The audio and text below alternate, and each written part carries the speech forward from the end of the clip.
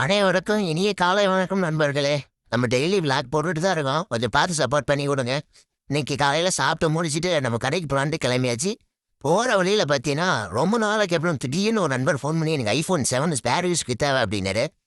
Video எடுத்துகிட்டு கடைக்குள்ளே போனோடனே ஷாக் ஆகிட்டாங்க ரெண்டு நண்பர்களும். அவங்களுக்கு iPhone 7 கொடுத்துட்டு இந்த ஆவாத வேஸ்ட் ஸ்கிராப் போர்டு எல்லாமே நம்ம டெல்லிக்கு அனுப்பிட்டு இருக்கோம்.